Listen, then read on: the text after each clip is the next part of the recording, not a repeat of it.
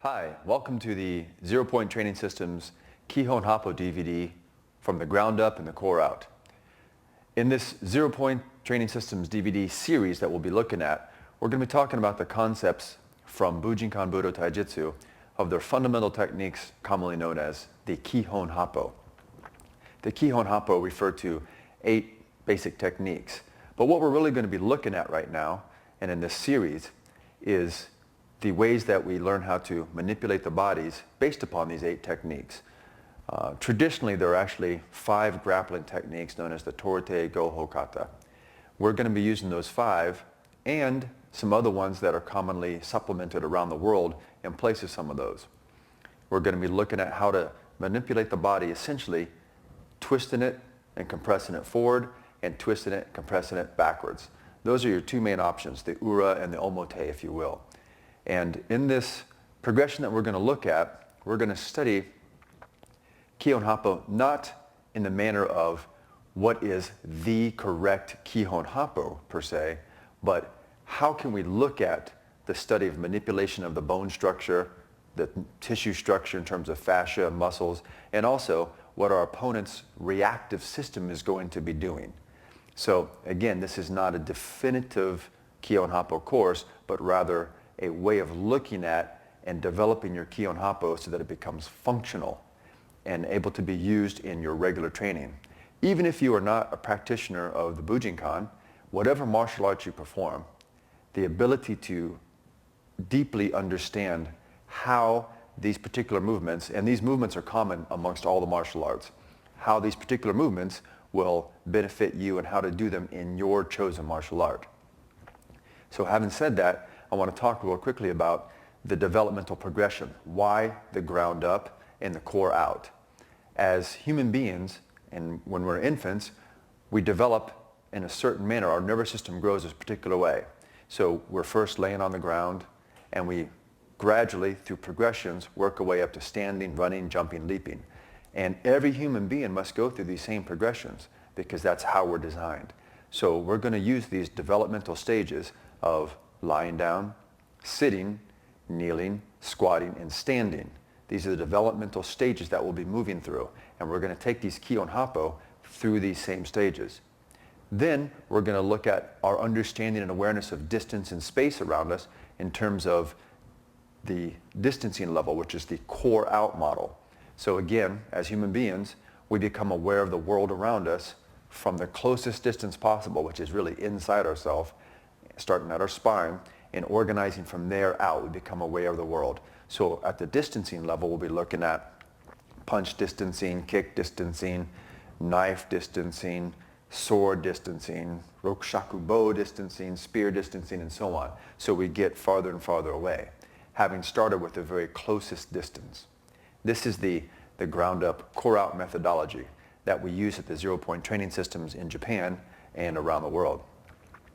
So along with this is an understanding too of how to know in your own body and in your nervous system whether what you're doing is correct or not. So you need to have testing built into your program. So in this ground up, core out system, we have testing built into it. We're going to be looking at the structure, the kamae, the position that you take for each piece of the movements. And we need to be able to test each one of those kamae or structure positions. So we're going to look at how to do this testing from position to position, from the ground up and the core out. There is a series of learning stages that human beings go through as well. that we use in the 0-point training systems, and this is the isolate, coordinate, integrate, and escalate. So in the isolation phase, you take the skill that you're looking at and you separate it from everything else, and you focus solely on the isolation skill. Then you start to polish that skill. This is the coordination stage. And in the coordination stage, you're also finding out really how this skill set works. So you're kind of moving from isolate to coordinate and back quite a few times. Once you get coordinated at the skill set, it's time to integrate that back into your functional movement.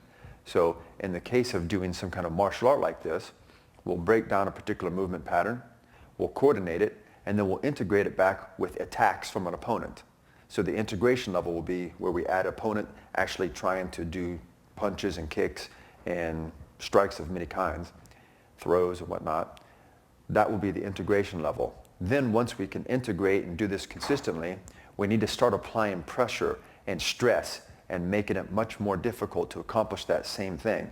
This is the escalation phase. So you have isolate, coordinate, integrate, escalate. And in particular, with the ground up model, what we'll have is on the ground, the first stage that we go through the developmental stages is the isolate phase. And in the isolation phase, we'll really be focusing on position, distancing, exactly where your body parts go relative to your opponent. This is super critical because you can't rely upon strength or speed. You have to learn it at the isolation stage correctly. And then, as we start to move up these developmental stages, we'll find that it all holds together. We have congruency. In other words, if you're practicing a particular movement, a kata or skill set, if you will, that skill set needs to hold together through three-dimensional phases of growth, from lying down to standing, from close in to far out. You have to be able to make it work and look consistently no matter where you're putting that into your martial art training. If you have a method of doing a technique, let us say the mushidori from the Kihon Happo, and that mushidori only works if an attacker attacks you one way, that's not a congruent mushidori. Your mushidori needs to be able to be put on in many, many, many different scenarios from many different positions. So if we understand this from the ground up core out methodology, it's a structured step-by-step approach that allows you to actually find your true Kihon or your true fundamental movement and integrate that into the practice of your martial art. So having said that, we're going to go ahead and begin the next stage of this, which is going through the actual Kihon Happo. So before we get started on any of the actual movement training, we need to talk about position. So in our first position, we're going to just be looking at this shizen and how we're going to organize ourselves from our core out. So in order to keep yourself safe in your movement, you need to protect the spine first. And without getting into a lengthy discussion, what we're going to use as a general agreement here is we're going to have our feet pointed forward. We're going to be externally rotating or outward rotating from our hips so that we want our knees to start to point out slightly, but not our toes. We want our feet going forward and our knees slightly out, just slightly with a slight bend in it. I want you to also squeeze your butt muscles, squeeze your lower ab muscles, squeeze your upper ab muscles so that your rib cage sits down. And with your shoulders, you want to practice rotating them out like this and letting your elbows come in. So this position is good for just standing here. And if we want to have, in our training, a fighting position, we want to use a defensive position here. So our elbows are in and we just lift them up. So this is our position as uke that we're going to be taking, and as tori, our starting position. This is kind of halfway between a punch or a receiving or a blocking. So if I stepped back and blocked, I'm here. And if I step forward and punch, I'm here. So either way, this is kind of halfway in between. This gives us a good functional position as uke that tori can practice doing his techniques on. So the uke is the person receiving the technique, and the tori is the person giving or practicing the technique. So on both sides, we're coming from this stable, structured position. even when we're laying on the ground or sitting, squatting, kneeling, standing. This is the position that we want to have with good control over our spine, not broken or bent or weird in any way, but fully functional. This will also start to help you in your daily life by having good control of your kamae or your posture and make you a much healthier, safer moving person. Okay, so this is the common thread we're going to have through all the training of starting with this kamae.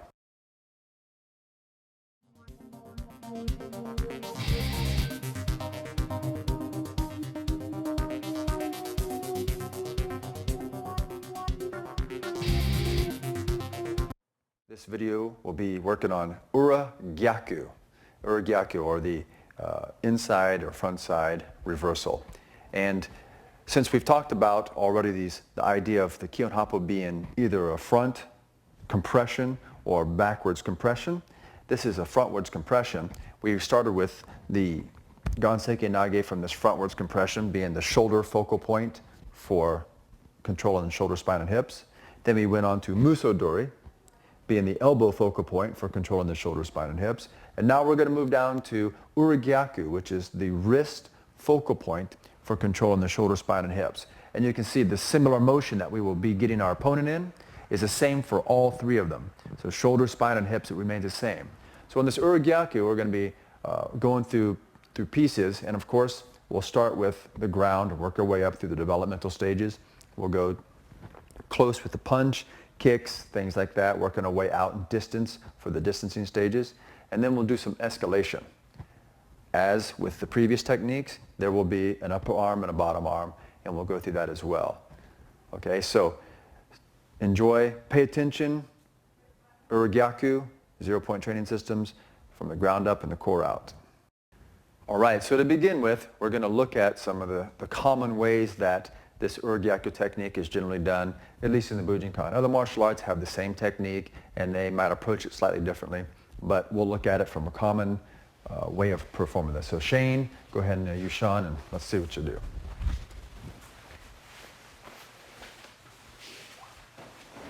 Good, and do it from the other side, would you? And go a little bit slower, just so everyone can see kind of like the main things that you're doing here. Trapping that hand, getting the wrist, controlling the elbow, and breaking the structure. And one more time, if you would.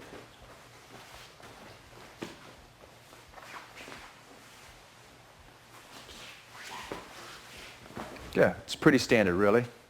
So now that you have an idea of what we're talking about with this, taking the hand, turning it over, and getting this shoulder locked into the spine, this is the Gyaku that we're going to be working on. So that's the common way of performing Gyaku. Okay, so before we get started and actually performing the techniques, again, we have to go through the maneuverability. I'll refer you back to Volume 2 of the Ukemi series, 0-point training of the maneuverability, or Undosei, and these movements will be in there as well.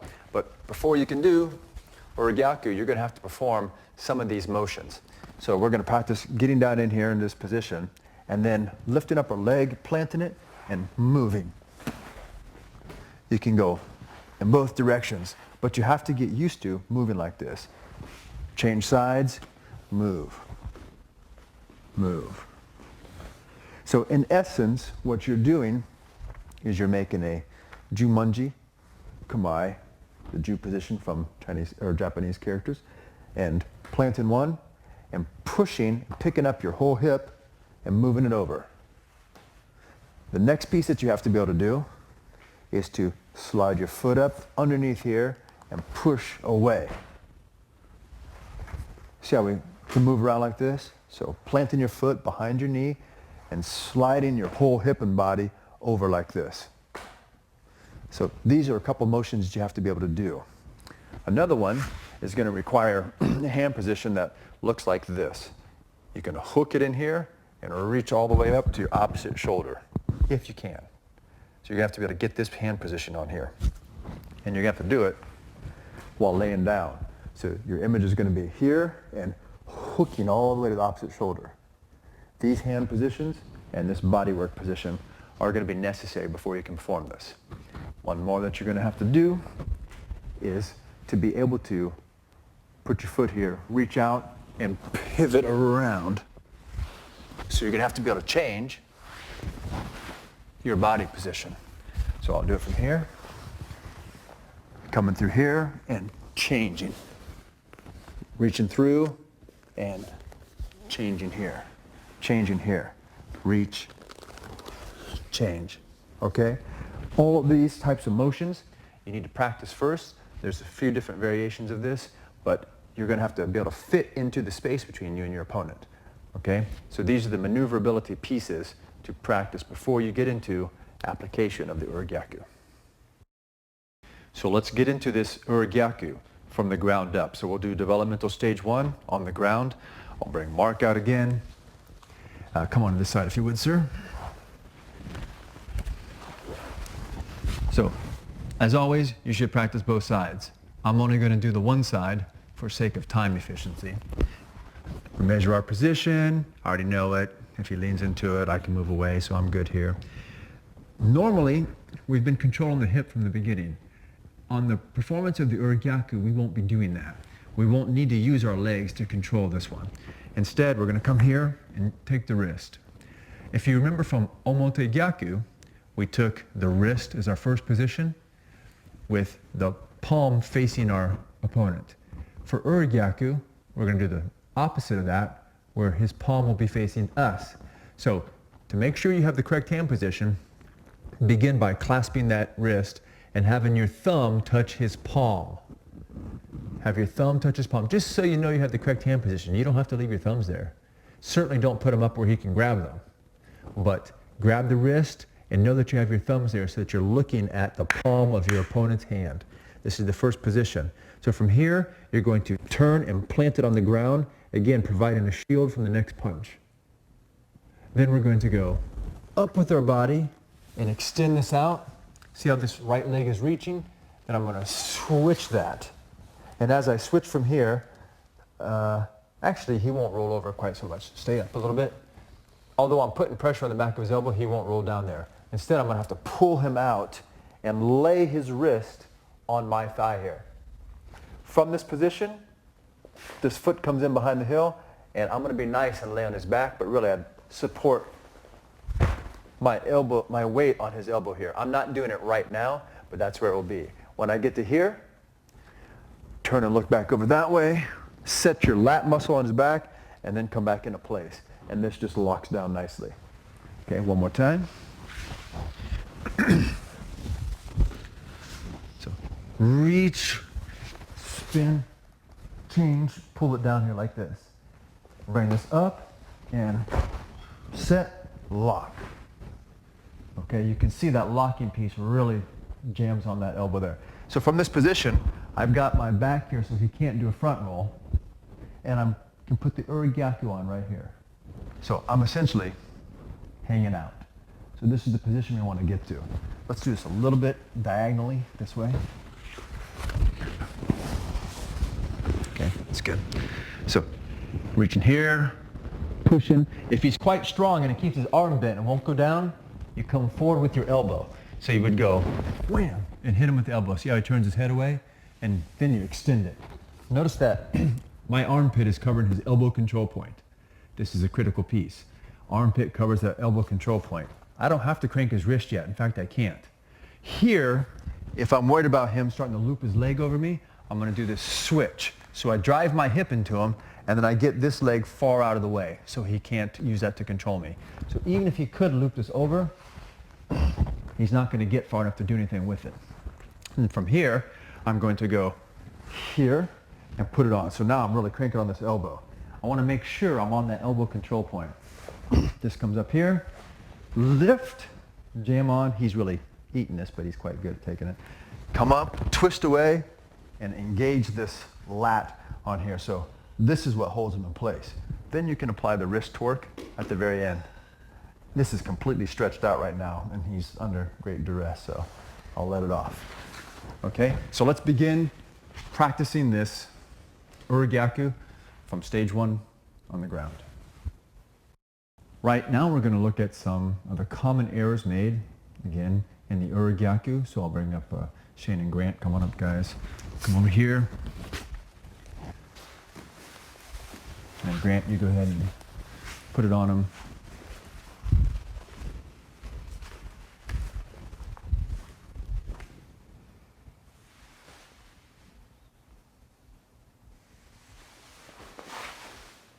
Can you do that one more time?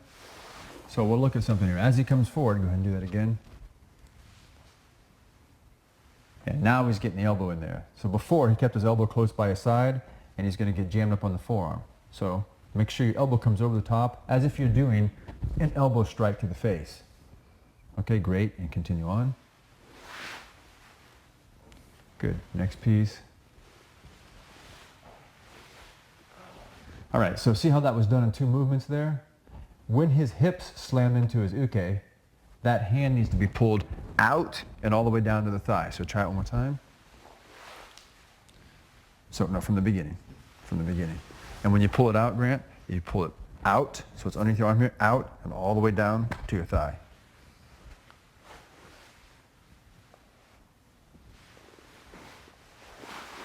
Like that. So you see how it got the extension from the uke so that he can't use his contained power here. He's completely flattened out. Okay, next. Right, so don't cross that bottom leg. You got to leave the bottom leg, switch, the bottom leg stays out, right? And the top leg will hook into the ankle or the knee of the bottom leg. Now go ahead. So because we're being nice right now, you see how Grant's upper body weight is really on Shane's back right here. So his upper body's on the back. When you do this move, you should have your body weight on the elbow control point. So can you come back out? Come back out. Actually, just do it from the beginning again. Slide over this way, would you guys? Come over this way. So that you stay in the middle of the floor. Come over this way, if you would. There you go.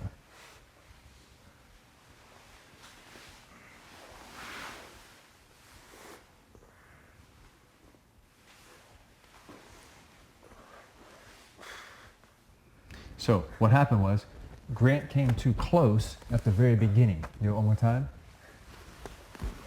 And this is important to study because these errors are the same errors that everyone makes. Go ahead and do the first piece. Right here, Grant's going to elbow strike, but try and extend Shane out. Okay, go ahead. Now, you see how he's rolling his whole body over here? He doesn't want to roll his whole body over here. He wants to get his armpit on that elbow control point, 1 inch above the elbow here. So try that. And then he needs to bend at the waist and slam his hips back while his feet come forward. This will push Shane's hips away from him, giving some extension with his body here. So his arm should be extended out that way. Pull his arm out, pull it out, right, while the hips come in here. Now you see this angle of Grant's spine. This is what's important right here. Continue on. Switch legs. Boom, now throw that on that thigh. You got it on the thigh? Good. Up in there, and now 1 movement, reseat, so that Shane's arm is perpendicular. And you can hear the reaction that he's getting from Shane, but this is hugely pressing on the elbow here.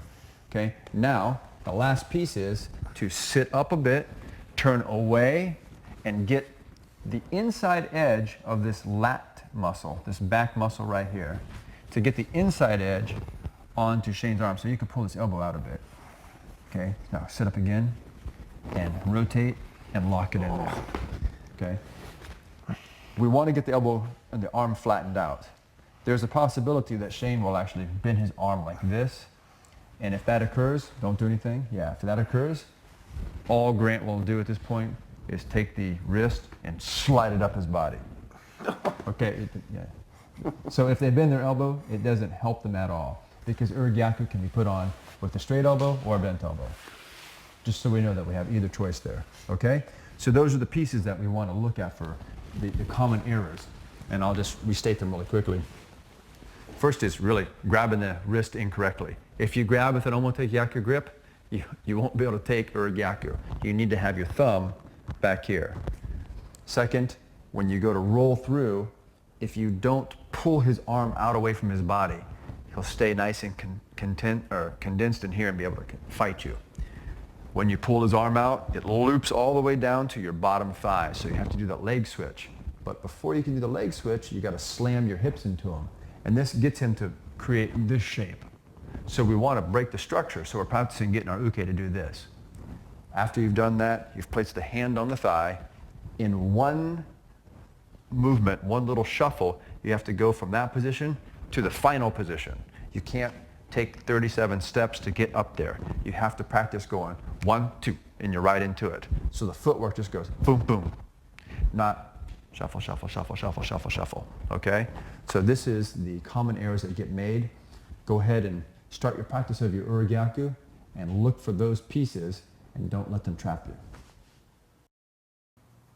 So moving up to stage 2 of the developmental stages, sitting with the Gyaku. So I'll bring Sean up, come over here, Sean, and just face me. So as we practice in the Omote Gyaku, because I'm taking the wrist, I'm far away from the shoulder, I'm far away from the spine, I have to actually get him flattened out here. So when he's up like this, the Gyaku would be to take and come across the body. So we're taking it across the body. This becomes the upper arm if we were laying down. You can see the floor would be here. This would be his upper arm. So this is what we're looking at. So when I pull this out, I need to, again, find the correct line to pull him over. Because his knees are the front of his base, my hips are the back of my base, there will be a line that crisscrosses from the front edge of his knee to the opposite edge of my hip. I want to pull him along this line. What essentially this means is from his spine, a 45-degree out, which is basically the direction of his knee. It won't always be perfectly here, so you need to know that that is not the actual metrics, but you can use this as a rough guide. It's going to be somewhere along the line of his knee. It may be a little further out this way, a little closer this way, depending on his body structure. So when he's here, I'm going to take this and go down, out like this. See how he comes out over his knee? And then, boom, we turn right here. The switch occurs. This comes down to the bottom here. I put my foot up and ride it up in one motion. So you see his arm is now perpendicular to his spine, and I lean forward, reseat, and lock in the elbow. Okay? So now we're going to do this a little bit differently here. Sit like this. And we're going to go down, over along this line, turn. So you see how my body smacked into his elbow? Pivot, pull this out, drag this out in a circle around down here, bring this up, shift up to here, lean forward, twist, reseat, lock in place. So you can see I can control him trying to come forward from here, or I could just snap his elbow by leaning right here. Okay, and one more. Do this way, let's do this way. Did we do this way already? No, so over here. Come over this way just a little bit. Okay. Down, over here. See how he flattens out like that? That's when I turn, pull it down to here, get it up, and reset. Okay? So again, at the end, I can do the thing that typically gets called Gyaku, which is this wrist bend. I'm free to do that if I want to now. But I'm using my shoulders to control his spine. So I have his shoulders, spine, and his hips via this control point here. Okay, so let's give this sitting, stage 2 of the developmental stages, a shot. Now we move on to stage 3 of the developmental stages, kneeling. So I'll bring Shane out here. And it's essentially the same thing as sitting, which is why many times you can choose to be either sitting or kneeling. And also let me say at this point, if you have knee issues, then you need to take that into account and be aware of the condition of your own body and maybe skip the kneeling one if you have trouble when you're compressed like this. Some people have back issues, so when they're sitting down, they get rounded out, and that's not good. Pay attention to the condition of your body and use the developmental level that's appropriate for your condition. So having said that, we'll come here, and again, let's just start on a little diagonal like this. So again, we know our distancing for punching, and I'm going to go here. Actually, I'm going to do this arm so we come across this time here. Dropping him. This prevents him from punching, but also we get this 45-degree angle out, right? As we start to fall, I can, and right here I hit, twist, and you can see that my body's right underneath this elbow point. Spin it into place. Now, what he's done is he's tried to roll his elbow forward here. So what I'm going to do is as I catch this, I'm going to go up, shift, roll it back, and flatten him out the other way. And he's crying right now inside. But I shifted his elbow back underneath me. Again, if I let it roll forward like this, if it rolls up, I'll just bend his arm up my body like this, crank it off his shoulder, right? But I'm not going to do that. I'm going to keep it straight here, so you can see the elbow's pointing this way, and I'm going to put my body on it so he does this, and rolls it over flat by looking here and rolling it that way. So maybe you can see where his elbow is now, I'm not sure. But it's not turned away from me, okay? So this is the position we want to end up in. Let's do it from this angle now.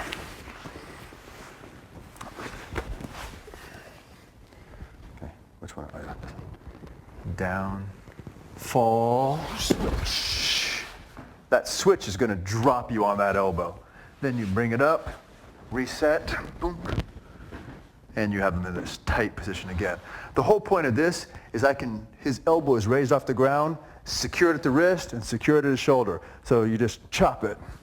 Just like if you're one of those martial artists that practice breaking boards, you secure each end of the board and hit in the middle, right?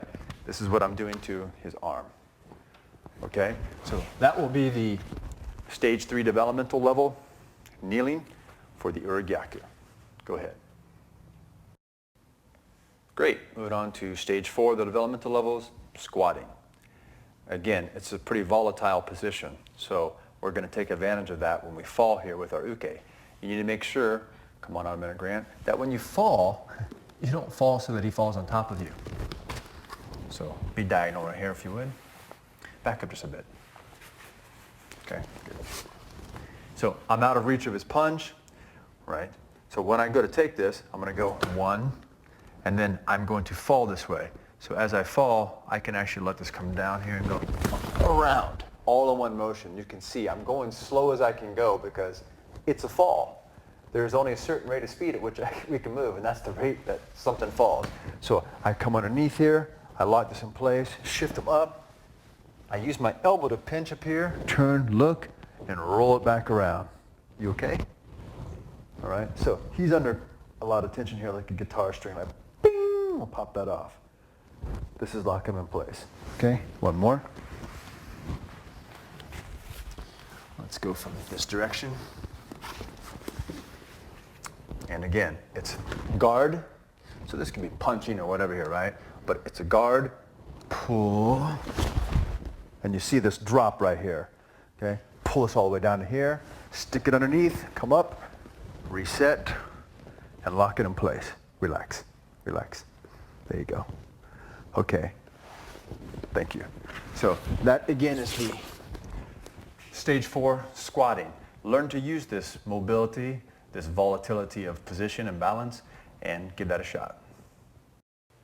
And finally, we're at stage 5, the standing, and I'll bring Mark up here. There's a few things that we're going to talk about. Obviously, we're going to work from this position too, but we'll also do the standardized, lapel grab type of attack, and we'll show how it's really the same kind of thing. So from this position here, I'm going to come in and guard against this and take this Gyaku. Then I can pull back along this right here. You see it starts to go? If he's really strong and I can't pull it, then I'm going to push it into him and then get it to come out. So either way, I get that elbow straight, then I bring my body to that knife control point, this elbow control point right here. And I'm going to step and go, boom. So this is essentially the same thing that we've been doing the whole time, only I don't have to take it to the ground. Okay, from this side so they can see. Gotta do this hand. So here, push and roll so it gets extended here, and now bring your body right to here, and the foot comes across. Boom. You see I'm controlling this foot here, so I'm actually winding all the way through his body. So he's doing his best just to not fall down. So let's do this again from this angle. Okay, so it's 1, boom, boom. And see how it starts to fall, so I just maintain good structure. You can put this on really hard if you want, or you can just push it through. So now that we've seen it from that perspective, stand here and just grab my shirt, right? No, do this hand, sorry. so they can see. So if you're a weaker person being faced by a stronger person, you're not going to be able to take that. It's just not going to happen. But if you grab a hold here and you start to fall and you use your body and then you step here, at no point do I have to be stronger than that hand. All I do is use my body. So I'm here and I start to fall, roll, boom. Okay, so from this end, we'll do the same thing. Here, I guard. I push it over to this side. See how I roll my body? So I push it over, get this arm straight, then I fall up and into it. Okay, so this is the standing version of this Gyaku. So the image that it's the upper arm, so it runs across his body like this. You pull it across his body so that he can't continue to attack you. Okay, so go ahead and give stage 5 of the Gyaku, the standing level, a shot.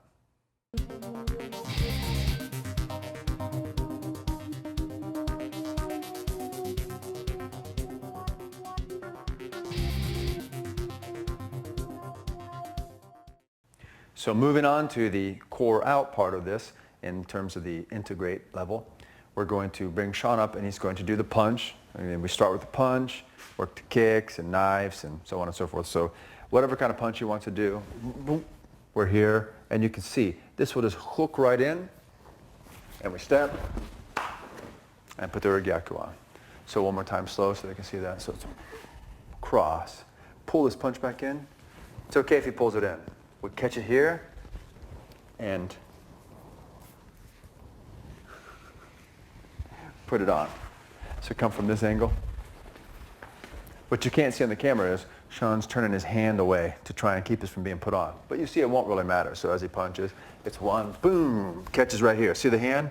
See I'm like this? I'm just going to roll it. I'm not having to do anything weird.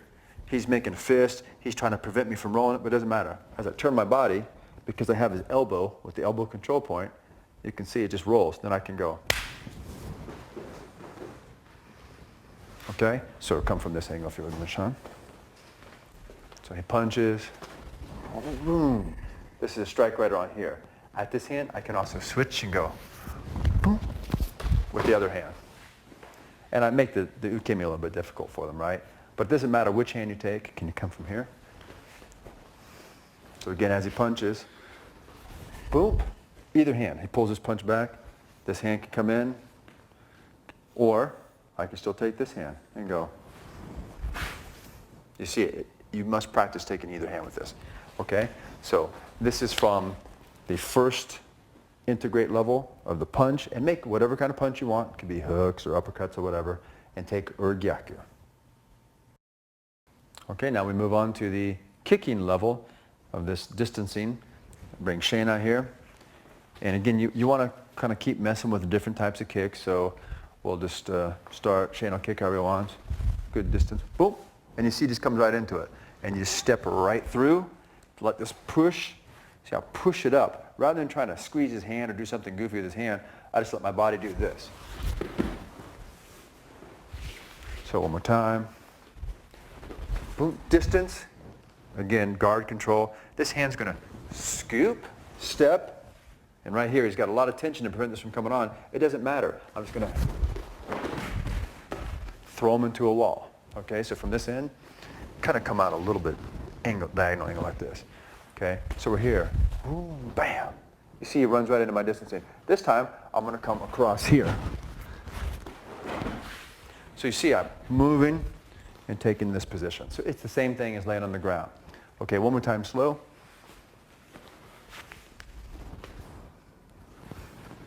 I get to push across his body here.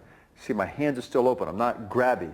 My hands are open, and then I move my body in, and he takes his position through my position relative to him. I'm not doing this. Kick again. And trying to force my way through anything. I'm actually pushing him so that when I move in, see I've got one finger on this, then it's not my muscle power that makes this work. It's the position of my structure relative to his structure. Okay? So work on this kicking level of the developmental phases. Cool. Now for a little bit farther range, we're going to have something like gun size. Now, of course, The idiosyncrasies of a gun are quite different. It shoots something out of it, so you really have to be aware of that. And this is, again, not a gun disarming video per se. What this is how to keep practicing your techniques of Kihon Happo, in this case, or Gyaku, at the range with which you could get to a gun. Not the range with which a gun can shoot. The bullet can travel quite far. You're not going to be able to do Gyaku from that distance.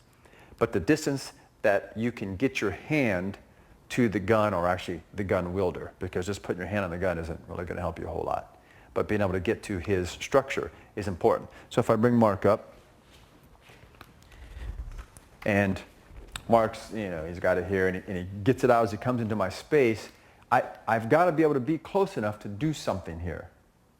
If I'm here, there's nothing I can do. I just can't do anything. And again, it's not a gun seminar, but if he's holding a gun on me and hasn't already killed me, maybe I can do something. If he just pulls it and shoots me, there's not a whole lot I can do. There's not like techniques for coming back from the dead that I know of. So when he's here, he comes in and do his things. Like what? One. See the same position here? Then I'm going to step in across his body. And notice that I keep this right where it was going. If I have a friend or someone back there, I might decide to go up. But see the Gyaku hand motion? Then we can just push him out of the way. And we take the gun. So from this side, if you would. So again, he comes in here. All right, one. Okay. You can take it like this. Roll. See the Gyaku hand position here? Switch. Keep control of his finger on like that. Maybe shooting something like this. Just make sense? I'm not saying this is the gun disarming technique. Don't mistake that. This is practicing Gyaku. I'm not practicing gun disarms per se. I'm practicing Gyaku. Okay? So let's go ahead and give that gun training a shot.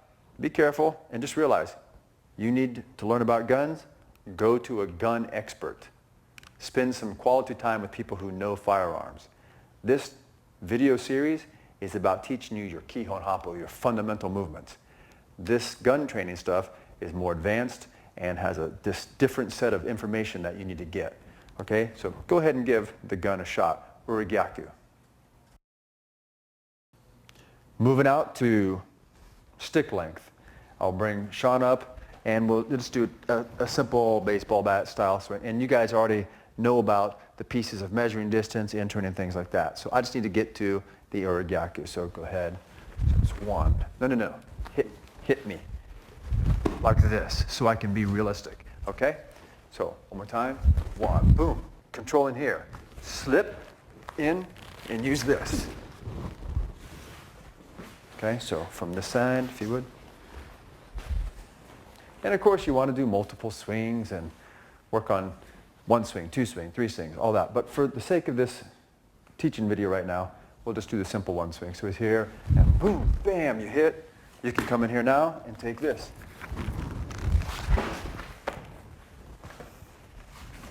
All right, thanks, Sean.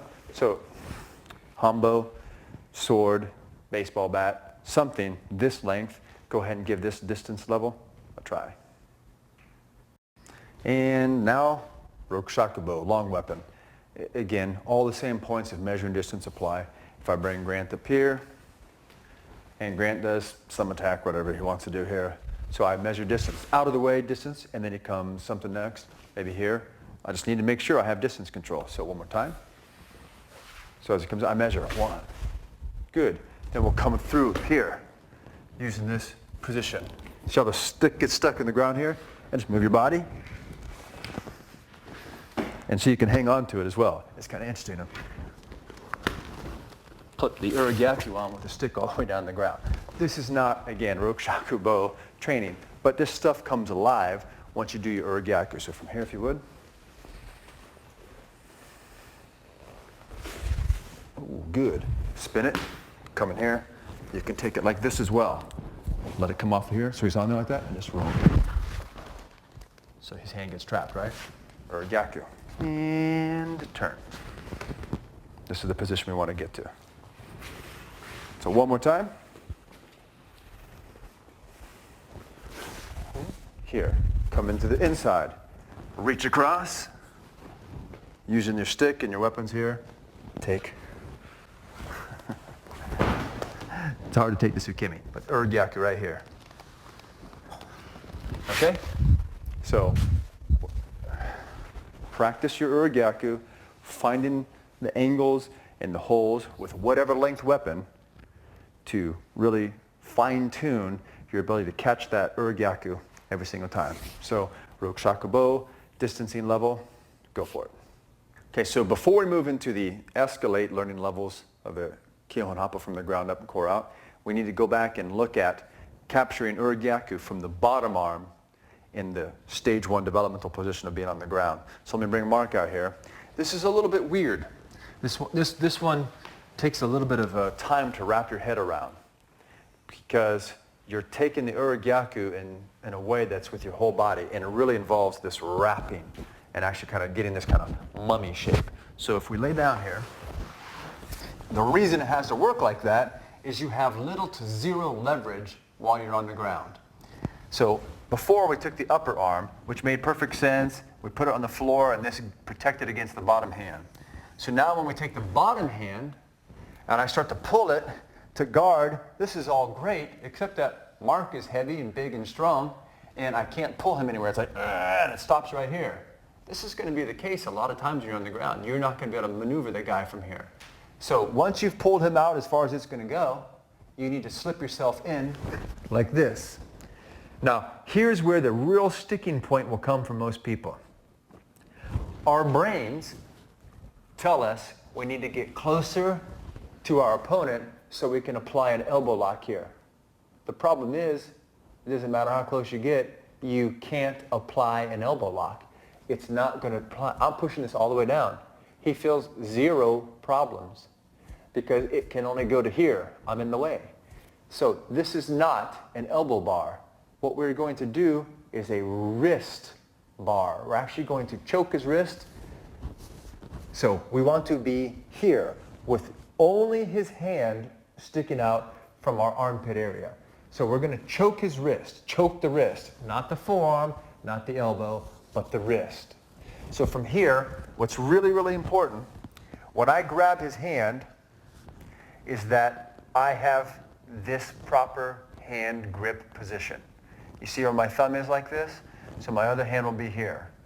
When I'm doing my transitioning, this hand is going to squeeze this thumb muscle. Right here, I'm going to squeeze this thumb muscle. That way I know I have his hand in the right position. The other fingers will stay down on his forearm, but this hand squeezes the thumb muscle. So from here, I pull, I slip underneath, I let go with this hand. My other hand is still squeezing his thumb muscle. From here, when I let go, don't bring it up. Bring your hand down and then up to your opposite shoulder. You can see Mark starting to move now. What this does is take all the slack out of his wrist so that when I pick my foot up and I push my shoulder forward, he will pop up like that for me. You see how he raises up right there? So we come back down. If I don't grab here, there's not enough tension, and I try to push, there's too much slack. So this hand has to come from below, slide up, and grasp my own shoulder on the opposite side. The other very important piece is his hand must turn flat as if he's laying his palm on your chest. It doesn't matter if he keeps a fist or if he opens his hand up. Either way, it's irrelevant for my purposes. I'm getting the wrist. Remember, this Gyaku is an attack at the wrist. So from here, I have his thumb muscle still contained in my hand. I bring my hand down, up, grasp my other shoulder, raise his foot, and then push my left shoulder up into his wrist so he goes boing and fires up like that. Right at the top, I let this pressure off, and I use my elbow and push him down to the ground like that. I must move my own legs out of the way. Then I'm going to reach here and push this up to my thighs. So he's extended out like this. When I let his tension push my legs to the floor, I'm able to sit up like this. Once I sit up, just turn into position. Reset if I need to, click. So he's taken. Okay, so all together now, let's do it from, let's try it this way. So lay here maybe. Go, yes, that'll be good. So pull, stops, pull underneath, reach all the way up to here. Shift them up, shift them down, push up, slide, and lock. Boom. Just like before.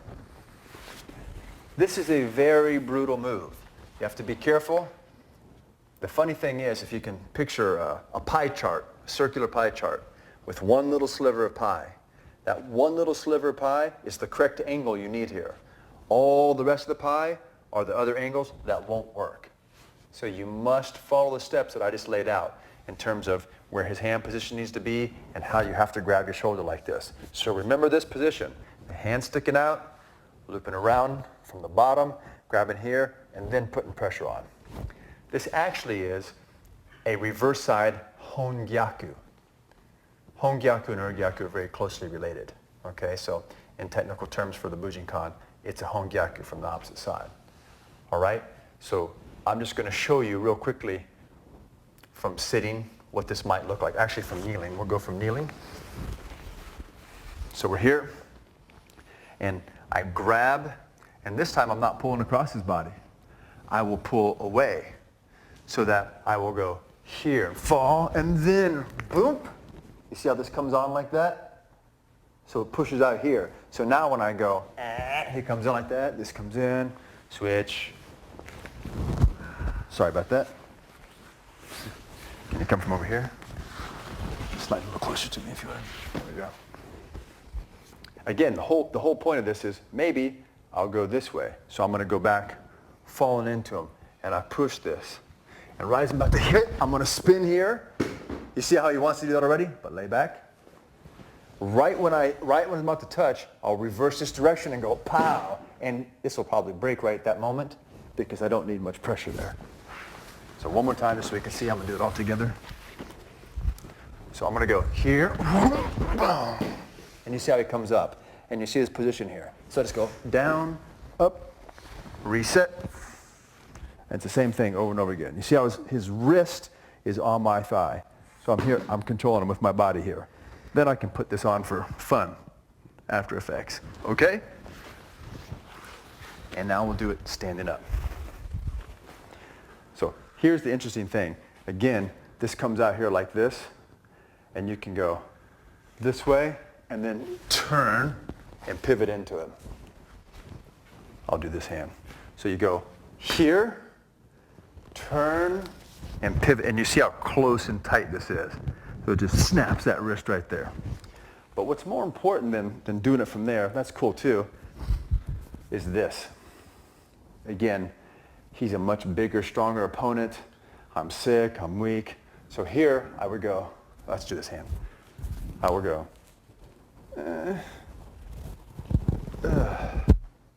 just this position.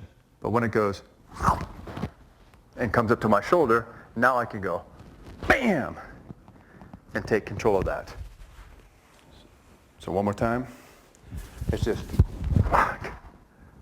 So it's not my muscle power, it's just me getting this in position. So all of my gravity, all of my body weight is bearing down on that one point on his wrist here. Okay? So this is the bottom arm, Ur Gyaku. It takes a little bit of effort and time to get it. I wanted to show you this real quickly, and we'll put it back into our escalation phase, right? But go ahead and spend some time working on the bottom arm Ur Gyaku and all the developmental stages 1, 2, 3, 4, and 5.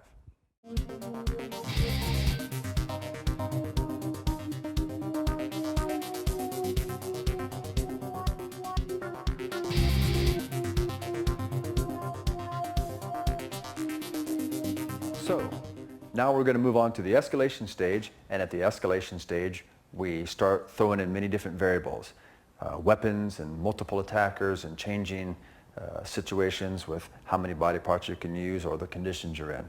In this escalation stage, we're going to use sword versus sword, and not the traditional razor-sharp katana, but the much, much older tsurugi, double-edged sword that was used mostly for chopping and for stabbing. It's important to understand the mechanics of the weapons that you're using and then start to integrate, again, your Ur Gyaku in this case, but your Kihon Happo into these movements. So if I bring Grant out here, I'm going to have to do the Urigyaku with this sword. So the shape's going to be a little bit different, but as he goes in attacks, so I come here, boom, and I control. I move in like this just to get this under control. See this right here? Then I can push all the way through. I guard against this. Again, it's not razor sharp and it's not a lightsaber. So I'm fine here. As I push, I just turn this, and you see how this becomes the Urigyaku. So I just slide in here and bam. I don't have to worry about that sword, especially because his first move, one more time, cut, was, so I bring it here and boom, cut here. Catch, that's nice. Even if he tries to cut me, there's just not much cut to do. And especially because I'm just going to keep moving into it. See how this is here? I'm using the tip in his eyes, but this won't cut me either because I'm on the flat of the blade, and I can just go. Then you can stick it in here and kill him. Right from this side, if you would, Grant. Wham. Maybe put it into his mouth at that point. Smack the knuckles down, but coming in here. And now just coming up. Boom. See how we end up in the same position with this? And you can kill. So applying the sword, it's not a sword technique. It's an Urigyaku technique, but with a sword in your hand and a sword in his hand. So go ahead and grab a sword with your partner and give this a shot. Great. Now we're going to do another escalation level exercise for this Urigyaku. And we're going to go back and have this multiple attacker. I think it's really useful to use multiple attackers in your escalation phase because this is something practical for your life in terms of if you know that you're going to be in a fight, it's probably going to be against more than one person ever. So I'll bring out Sean and Shane right now. And remember the rules. The rules are I'm trying to do Urigyaku. So I'm going to get an Urigyaku in the first guy, have him at a 0 point, which means I control his shoulders, spine, and hips. He's not able to attack me, and I'm free. Then I'm going to let the other guy attack me, and I'm going to connect both of them at shoulder, spine, and hips. I'm going to stack one on top of the other. From there, I will use the Urigyaku I already have to take them both down, or I'll change to a different Urigyaku and take them both down. So this is the process. So maybe Shane goes to punch me, and I just come here, right? It comes around, and oh, he's right here. So I drop, connect him, attach this Urigyaku right here, and then just put it on. So it's really quite simple, right? Again, if he punches, maybe I'll come in this side, and as he comes around, I'll turn it like this. So see how they connect like right here? But I can't get it from here because I'm in a, as you can see, I haven't got control of this. This is the way it fell out. So I'll switch from this position right when I come here and take Sean's. So now you see how they're stacked up like this? Right from here, I just come across. So it's almost identical to doing it with one person. Right, Sean, if you're over here. So Sean punches, and I just catch this, and I come around here, and now he punches over the top, right? Wait, hang on. Don't try to help me on this, and don't move away. So just punch, and I'm not going to break your arm, so just let me it's a punch, catch, I'm right here, I move into this position here, and now he comes from there. So I just drop out here like this. So he probably won't fall down at that place, but let's just pretend that he does fall down. As I turn around, I want to use my elbow here to capture this and go, whoop, take this one, and lay him on top. See, Urigyaku. Okay, let's do this one more time. Sean, can you come from that direction? Shane, you be here. You punch. Boom. I come in here. He comes around. Boom. See how he catches that right there? But that's not going to be sufficient, so I'm here. Can you punch again, Sean? Now, I've got something to use here. See this Gyaku? We just go. Maybe it'll work like this for you, maybe not. It probably won't work for me like that a second time. So you have to practice finding the Urigyakus. Again, it's not important that you win this multiple attacker confrontation. This is a mindset that's rampant in the martial arts that you have to win or there's no point to it.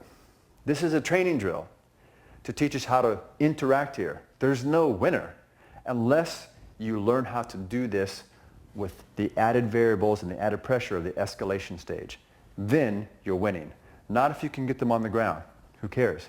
but can you get your Gyaku under pressure? That's the point of the escalation level of this 0-point methodology, Kihon Happo, from the ground up and the core out. Okay, so let's go ahead and recap this Gyaku, this Kihon Happo ground up, core out methodology. If I bring Mark up here, there's a few points that are really important to stick on, and I think you'll understand from seeing the video these same points repeated over and over again. So first of all, if he grabs, let's say this is the traditional way of grabbing, I'm not going to be able to break this position from here. He's just too strong, and he's probably got a punch coming immediately. So I just need to lock in and defend in this moment and use my body weight. Use the turning of my body to generate the force. Can you hold the other hand just a minute? So you can see his elbow bends this way. So when he grabs here, if I'm not strong enough to take his whole body from here, which I'm not going to be, I turn my body so that I will end up slamming into his elbow. So I'm going to slam into his elbow. So let's stand sideways like this. Turn sideways here.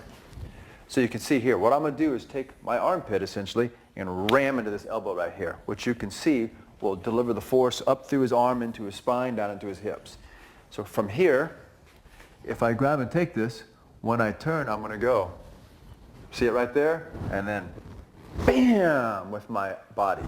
And this breaks this whole structure. This piece of turning, which we did from the ground all the way up, is critical. That's why the very first piece is to turn and get it in there. Because if you are not 10 times stronger than your opponent, it's very, very, very difficult to get this on someone. Another piece we talked about are these grips, right?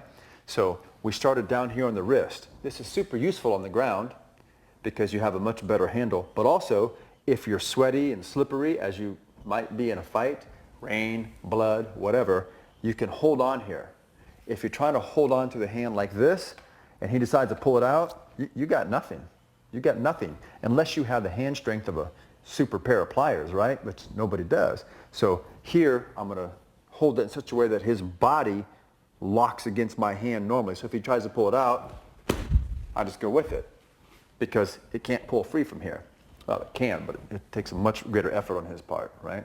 So looking at that, I also want to look at the bone structure.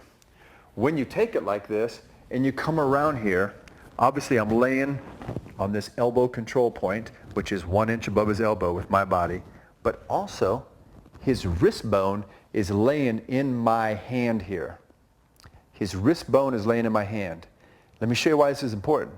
From here, if he pushes down against my hand, it's locked into my hip, so I can do this to him. If I'm up about a ½ inch and he bends his wrist, bend your wrist. No, don't do that. Just no. Clap. Just go weak. Just go limp. Okay? And I put pressure here. Bend your wrist. Let your wrist bend. Just let it go. Like that. Just relax. You see what will happen here? He doesn't have to be strong. He just has to be flexible, and he'll go out of my hand because it bends there. He was being nice and keeping all kinds of tension pushed against me. But in a real fight, no one's going to do that. So here, if I go like this, what's his escape going to be? Just like that. But if I go boom, and I lock this against the bone here, go ahead, there's no escape. That's why we practice from this grab. So you learn to have the bone lined up in your hand here, the bone, not his hand. Okay, so this is very important. Get the bone structure, bone structure. So I've got these two bones working at cross purposes to each other, and it allows me to put a leverage onto his spine. So everything we're doing is to manipulate the shoulder, spine, and hips, which is his structure. So I use that, I use my body moving into it, and don't forget the ability just to transition from one to the other. So if I have this, and I go, and he just pulls out right now, whoop, pull out. See, his body keeps coming right to where I need it to be. Understand? So this is the ability to transition, top arm, bottom arm, top arm, bottom arm.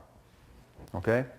So take some time, really study these pieces for Gyaku, and try to see also how they connect with Musodori, how they connect with Ganseki Nage, how they connect with Omote Gyaku, how they connect with Mushidori and with Onikudaki, because the principles are the same all the way through.